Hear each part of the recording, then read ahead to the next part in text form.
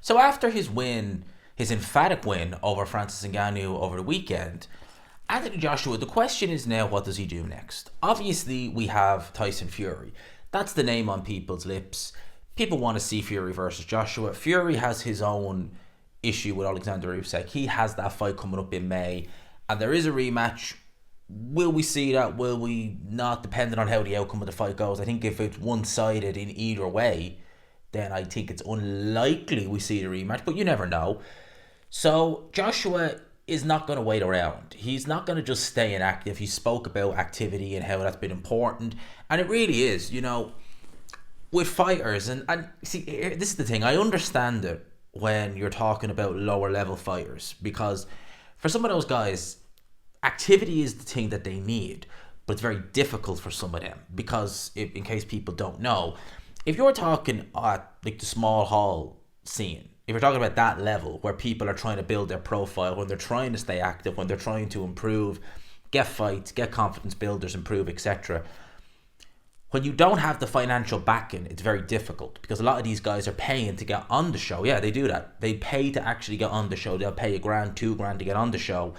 That normally goes towards the opponent. That's why you see a lot of professional journeymen. They get, their however much a night or however much a week to fight the 4-6 rounders. They stay, they survive, or they try to, they go home, they get paid. The actual prospect or the fighter on the small hall show, who is the ace side, more often than not, they're paying for it. And how they recoup the money is they sell tickets. I think they have so many they need to sell, and if they go over that, they're in profit. So it's not, financially, it's not an option to consistently fight journeyman after journeyman after journeyman in a short space of time, unless you have a financial backing, or take confidence builders, unless you have a big financial backing, which Joshua obviously does. He's been active over the last year. In a year, he's had 4 fights. It's very seldom you see someone, certainly if Joshua's standing with regards to his financial standing anyway, have 4 fights a year. It's very rare. It's normally, me and Ade spoke about this back in the day, back in the 90s or so. You wouldn't be, it'd be common to see, big stars get, 3 fights a year, 4 fights a year. You'd look at someone who had 2 fights a year and think, well, that's a slow year. Now you look at 2 fights a year, you think that's really, really good, but because you don't tend to see it, Canelo being the anomaly, like he could have 3-4 fights a year, which is crazy to think, really. But Joshua has spoken about the activity. The activity has helped him over the last year. It definitely has, considering where he was at the end of 2022, following on from the Usyk rematch, to where he is now. The signs are good. The signs are promising. I'm liking what I'm seeing. The only thing is, the signs are good, but he's in there. He was in there against Francis Ngannou, a guy who he should have been beaten in decisive fashion, and he did. He did. But that performance was, again, against someone who made their name in a completely different form of martial art. So he should have done that, and he did. Now the question is who does he fight next? I think he needs to take on a contender. Joshua's a contender, he's not a champion. I think he has to. Because the time for confidence builders now, I think, is gone. And I think Hearn knows that. I think they all know it. I think they're going to be targeting Filip Hrgovic. I think that's the fight that probably Eddie Hearn, the Saudis, everyone may be looking at. Because I think that they see Hrgovic, and a lot of people see Hrgovic as quite, I was going to say vulnerable, but vulnerable is probably the wrong word. Because Filip Hrgovic, certainly considering how Zhilei Zhang has been looking, I don't think vulnerable and Filip Hrgovic go hand in hand. Certainly not in terms of the punt resistance department, because Zhang has been dropping and hurting pretty much everyone he faces, except Filip Hrgovic. Yes, he was down. He had a knockdown scored against him in that fight, but go back and look, that wasn't a knockdown, shouldn't have been scored a knockdown.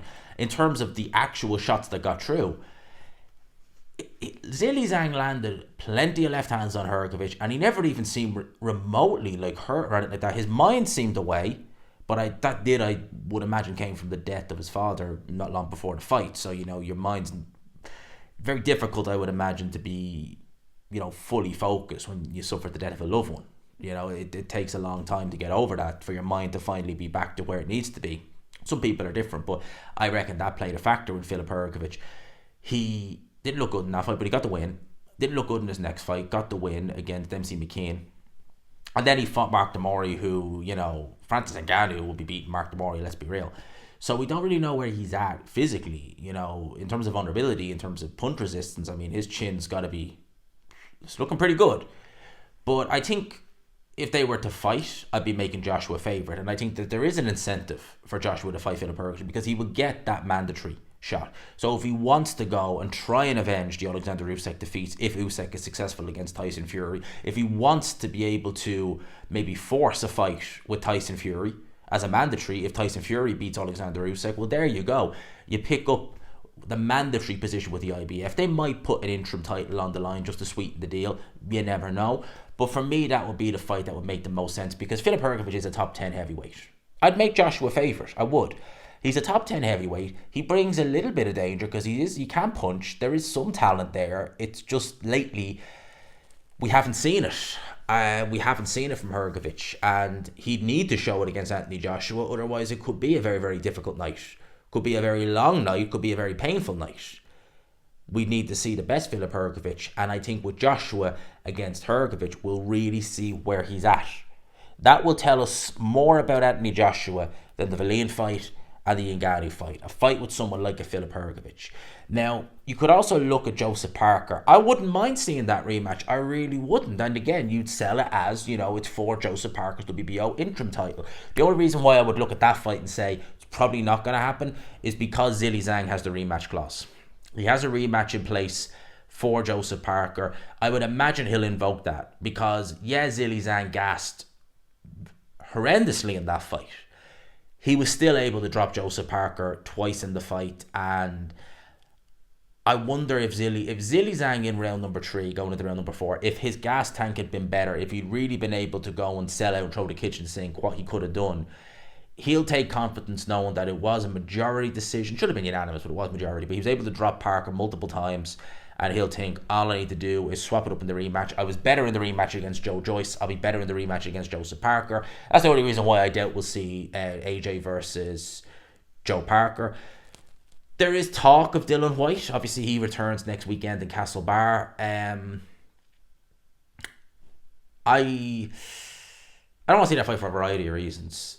I don't want to see it because, one, you just don't know what will happen with Dillian Whyte given his history. And second of all, Dillian Whyte is not a top 10 heavyweight anymore. And I think he's going to beat Christian Hammer, but I don't think he's going to look particularly good.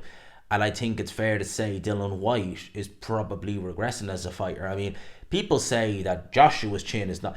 At this point now, Joshua has the better punch resistance. Clearly, the Dillian Whyte goes in every fight now and nearly gets hurt. And he's been out of the ring for over a year. I think he is... I don't really want to see that fight. Because I want to see where Joshua is at, and I want to see him test himself against the top contender. Dillian Whyte isn't a top contender anymore. So I'd rather see him against Filip Hrgovic. I like that fight. I think that's the fight Eddie Hearn. I think that's the fight the Saudis will be looking to make. I know Hrgovic isn't with Matchroom anymore, I don't think. But maybe, look, if the Seas obviously work with the Saudis, so if they're interested, if they offer a lot of money, I'm sure they'll do the fight. That will be my thoughts for who I think Joshua should face next. Filip Hrgovic should be my number 1 pick. Some people would argue maybe it's Andy Ruiz, do a trilogy. We've heard nothing from him in the last... There's rumours about why. Won't go into that, but Andy Ruiz is a potential name there. But I would be going with Filip Hrgovic if I was Eddie Hearn and I was Anthony Joshua looking for my next opponent in the summer. That's who I'd be taking. Let me know your thoughts in the comment section below on who you'd like to see Anthony Joshua in there with next. Let me know in the comments. Let me know why. I hope you enjoyed it, people. Smash the like button if you could. Hit subscribe, of course, as always, if you haven't already. And for now, I'll talk to you. Peace.